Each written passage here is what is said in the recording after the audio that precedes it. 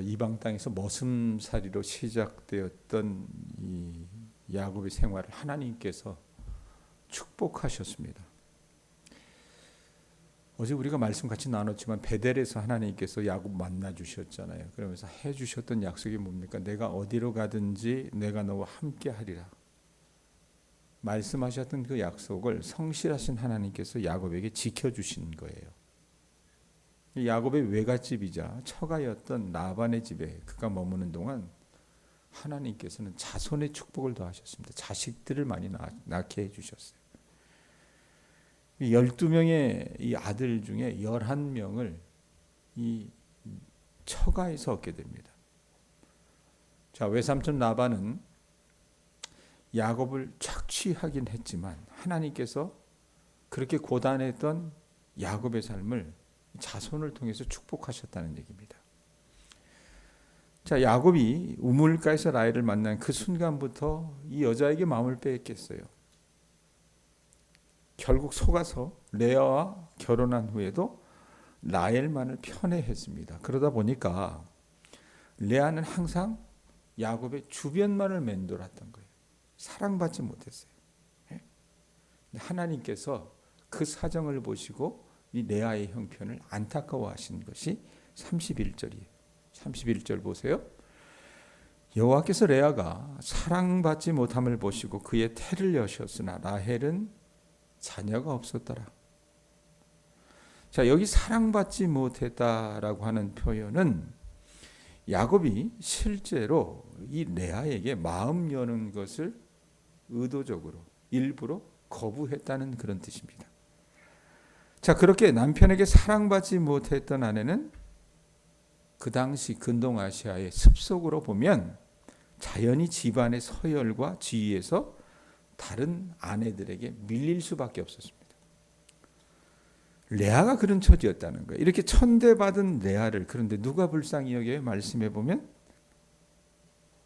하나님께서 불쌍히 여기셔서 그녀의 태를 열어주셨던 겁니다. 하나님이 그녀의 태를 열어주셨다는 것은 하나님의 긍휼이 남편에게 사랑받지 못하던 레아를 위로해 주셨다는 뜻입니다. 32절 보세요.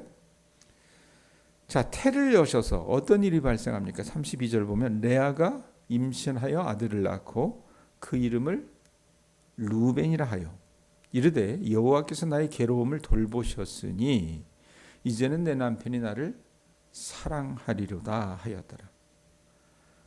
자, 야곱과 잠자리를 하고 얻었던 첫 아들의 이름을 무엇이라고 했어요? 루벤이라고 이름 지었습니다. 이 루벤은 여러분 가지고 있는 성경에 보면 숫자가 나와 있을 거예요. 루벤 앞에. 그 숫자를 따라 성경 밑으로 내려가면 어떤 뜻이라고 써 있어요? 보라, 아들이라 라고 하는 뜻입니다.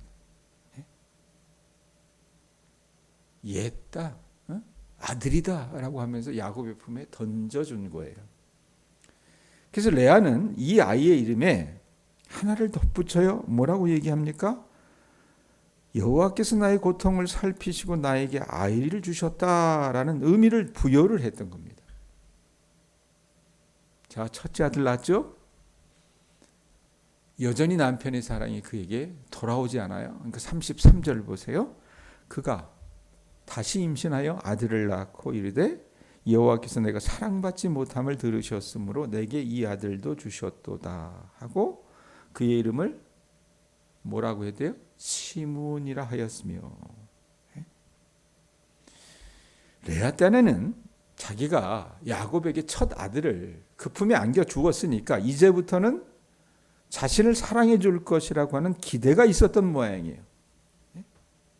그런데 한편 여러분 이 이야기는 뒤집어 놓고 보면 여전히 레아가 사랑받지 못했다고 하는 그 아픔을 엿볼 수가 있는 겁니다. 자, 남편과 잠자리를 같이 하긴 해요.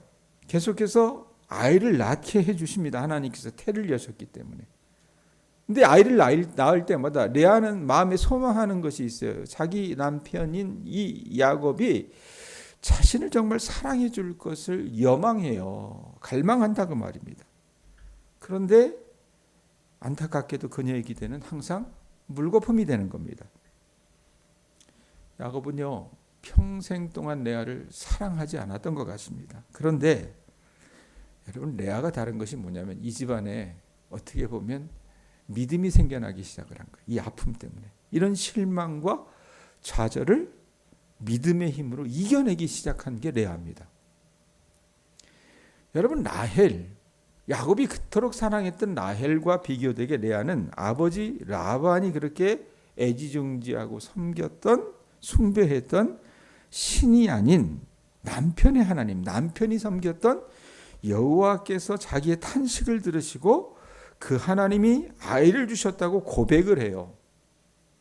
왜 그런 고백을 할까? 그가 이렇게 고백하는 것은 이 레아가 어느새 친정집, 자기 친정집의 종교를 버리고 아브라함의 하나님을 믿는 그런 신앙인이 되었다는 뜻입니다. 레아는 남편에게 받지 못했던 사랑과 위로를 하나님께 받기 시작했고 의지하고 싶었지만 결코 어깨를 내어주지 않는 그 남편을 대신해서 하나님을 의지하며 살기 시작을 했던 거예요. 그러면서 두 번째 아들을 낳아서 이름을 뭐라 지었어요? 시므온이라고 그러죠. 시므온. 시므온에 여러분 숫자가 있죠. 그 숫자를 따라 밑으로 쭉 내려가 보세요. 시므온은 무슨 뜻이래요? 들으심이란 뜻입니다. 예? 그녀는 아이에게 이 이름을 지어주면서 아마 이런 어떤 여망을 가지고 이 이름을 지어줬을 것 같아요. 주님께서 내가 남편의 사랑을 받지 못하여 하소연하는 그 울부짖음을, 그 소리를 들으셨다라는 의미를 부여했다 그 말입니다. 자, 남편에게 사랑받고 싶었지만 계속 사랑을 주지 않아요. 어떨 때는 미워하기도 합니다. 그런 불쌍한 아내의 간절한 어떤 바람이 이 시몬이라고 하는 아들의 이름에 젖어 있는 거라고 말입니다. 자, 이렇게 레아가 아들들을 낳아서 하나님이 약자와 소외된 사람들을 돌보신다는 의미의 첫째 아들 르우벤, 두 번째 아들 시몬이라는 하는 이름을 지어준 것은 이 레아의 신앙이 상당히 이제는 어떻게 해요? 성숙해져 가고 있다는 것을 보여준다 그 말입니다. 자, 제가 레아와 라헬을 자꾸 비교하는 이유가 뭐냐면 라헬은 이뻤어요. 오늘날로 얘기하면 뭡니까? 미스 코리아 감이었다 그 말입니다. 그러나 이 라헬은 믿음이 없었어요. 무엇을 가지고 그렇게 이야기하느냐? 라반의 집안 수호신을 훔쳐서 도주하는 사건이 있거든요. 야곱이 이 외삼촌하고 살다 도저히 같이 사는 것이 아니다 싶어가지고 처자와 모든 것들을 데리고 야반 도주를 해요.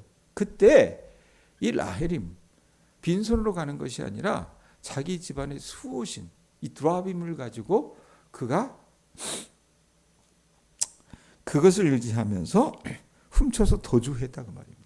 근데 레아는 그러지 않았어요. 그런 것에 비하면 여러분 레아는 믿음을 갖고 있었던 여인이라고 우리가 추정할 수 있다고 말입니다. 34절 보세요. 자, 셋째 아들 낳아요. 그가 또 임신하여 아들을 낳고 이르되 내가 그에게 새 아들을 낳았으니 내 남편이 지금부터 나와 연합하리로다 하고 그의 이름을 레이라 하였으며. 자, 세 번째 아들을 낳고 이름을 레이라고 지어줬어요. 레이는 무슨 뜻이에요? 쭉 내려가 보면 연합함 뭐 이런 뜻일 거예요. 매임, 합체 뭐 이런 뜻입니다. 내가 아들을 셋이나 내 남편에게 낳아 주었으니까 이제 이 야곱도 별 수 없이 나에게 단단히 매이지 않겠느냐. 이런 바람으로 레이라고 하는 그 아이의 이름을 지어주었다 그 말입니다. 하지만 자, 그건 레아의 희망사항일 뿐이었습니다. 그 희망이 물거품이 되어버려요. 야곱이 좀처럼 그녀를 사랑해 주지 않는 거예요. 자, 그러고 나서 35절 보세요. 마지막 절. 그가 또 임신하여 아들을 낳고 내가 이제는 여호와를 찬송하리로다 하고 이로 말미암아 그가 그의 이름을 뭐라고 했대요? 유다라 하였고 그의 출산이 멈추었더라. 자, 유다의 이름 숫자 있잖아요. 밑으로 쭉 내려가 보세요. 유다 이름이 뜻이 뭐예요? 찬송함, 찬양받음 이런 뜻이에요. 이렇게 이름을 지어준 건 뭐예요? 자기가 이제부터는 오직 하나님만을 찬양하겠다고 하는 그 결단을 보여줍니다. 왜 그런 결단을 보일까? 덧없는 사람에게 의지해서 그 사랑을 받으려고 하는 그 기대가 헛된 일이라고 하는 것을 레아가 알았던 것 같아요. 자, 이처럼 레아가 아이들에게 이 주어진 이름은요, 한결같이 하나님에 대한 그녀의 믿음을 다 반영을 하고 있어요. 첫째 아들 르우벤부터 시므온, 레이, 넷째 아들 유다에 이르기까지. 그러니까 어떻게 보면 결핍이요, 우리가 사랑받지 못한 것이 오히려 레아의 신앙에는 도움이 되었다고 말입니다. 여러분, 진주를 품는 조개 아세요? 우리 입장에서 보면 그 조개가 진주를 갖고 있는 것이 정말 그럴싸해 보여요. 그런데 여러분, 조개 입장에서 여러분, 이 진주는 왜 진주를 조개가 품습니까? 모래알이에요, 사실은. 연한 조개 살 속에 그 모래알이 들어가기 때문에 조개 입장에서는 이걸 어떻게 해요? 뱉어내려고 애를 쓰면서 계속 굴리다 보니까 그것이 진주가 되었다고 말입니다. 자, 레아의 인생 속에서 여러분, 사랑받지 못함이 어떻게 보면 야곱에게 사랑받지 못함이 모래알 같은 것이었어요. 그런데 그는 그것을 가지고 굴리다 하면서 어떻게 해요? 오히려 그 결핍이 신앙의 성장에 도움이 되었다고 말입니다. 자, 자기 동생 라헬에 비해서, 남편의 사랑을 흠뻑 받았던 라헬에 비해서 레아는요, 홀대받은 존재였어요. 그러나 하나님께서는 이렇게 사랑받지 못했던 레아를 특별히 사랑해 주셔서 자녀를 주셨다고 말입니다. 다음 장에 보면 여러분, 우리가 알 수 있듯이 이 레아가 합한채 사건을 통해서 2명의 아들을 더 낳아요. 그리고 딸을 하나 더 낳아줍니다. 그러니까 야곱에게 딸까지 포함해서 13명의 자녀가 있었는데 그 중에 7을 레아가 낳아줘요. 많은 출산을 했어요. 그런데 자식만 많이 낳아준 게 아니에요, 여러분. 레아를 통해서 훗날 이스라엘을 다스리고 메시아를 탄생시킬 유다 지파의 시조, 그게 누구예요? 유다잖아요. 그 다음에 레이 지파의 시조, 그게 누굽니까? 레이입니다. 이 두 사람이 탄생을 한 거라 그 말입니다. 그러니까 하나님께서 이 결핍을 안고 있었던 레아의 삶을 위로하시고 축복해 주신 내용을 우리가 이 말씀 속에서 발견할 수 있다고 말입니다. 간혹 살아가다 보면 사랑받지 못한 경험을 갖고 있는 사람들이 이런 말을 많이 해요. 하나님은 공평하시지 않은 것 같다. 자, 그 말을 듣고 한국교회 원로 가운데 한 분인 홍정길 목사님이 이런 말씀을 하셨어요. 야, 하나님이 공평하시지 않다고? 송명이가 공평하다고 하면 공평한 거야. 이런 대답을 해주셨어요. 우리가 아는 여러분 찬양시 가운데 송명이 시인이 지은 공평하신 하나님이, 이 표현이 있거든요. 이 송명이 시인은 어떤 사람이냐면 1963년 6월에 태어났어요. 그런데 태어날 때 생명을 잃을 뻔했습니다. 의사가, 그 아이를 받는 의사가 부주의해서 이 머리 가운데 한 부분, 손해를 다쳤습니다. 그래서 그 일로 아기는 울지도 몸을 가누지도 못한 채 그렇게 어미의 자궁 속에서 나왔대요. 아이가 죽을 겁니다 라고 의사가 이야기를 했어요. 사망 선고까지 받았는데 기적적으로 새벽녘에 딸꾹질 소리와 함께 이 아이가 다시 숨을 쉬는 거예요. 그런데 이 아이가 그 생명의 숨을 갖게 되는 그 순간부터 이 아이는 여러분 컴플렉스, 결핍을 갖고 살아갈 수밖에 없었습니다. 이게 뭡니까? 병약한 몸과 언어장애로 세상의 벽 앞에 놓인 겁니다. 자기 말을 어떻게, 자기 의도를 표현하지를 못해요. 송명이신 보셨어요? 우리 교회 장애를 갖고 있는 사람들이 많아요. 그런데 그 사람은 송명이신 앞에 가면요, 죄송스럽지만 명함을 내밀지 못합니다. 몸을 제대로 가누지를 못해요. 말을 하지를 못합니다. 제대로. 예?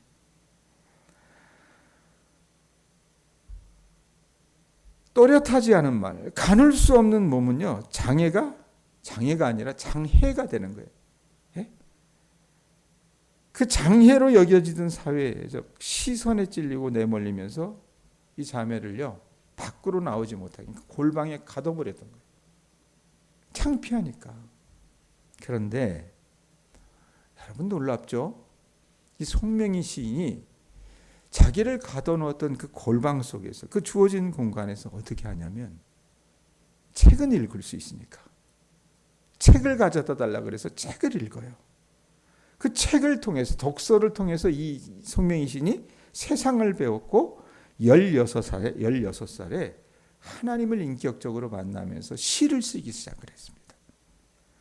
그래서 이 시인이, 송명희 시인이 지은 많은 은혜로운 찬양곡 중에 대표작을 우리가 꼽으라면 제가 아까 말씀드렸던 나라고 하는 찬양시입니다. 제가 읽어드리겠습니다. 나 가진 재물 없으나, 나 남이 가진 지식 없으나, 나 남에게 있는 건강 있지 않으나, 나 남이 없는 것 있으니, 나 가진 재물 없으나, 나 가진 지식 없으나, 나 남에게 있는 건강 있지 않으나, 나 남이 없는 것 있으니. 그러면서 이런 말을 덧붙여요. 나 남이 못 본 것을 보았고, 나 남이 듣지 못한 음성 들었고, 나 남이 받지 못한 사랑 받았고, 나 남이 모르는 것 깨달았네.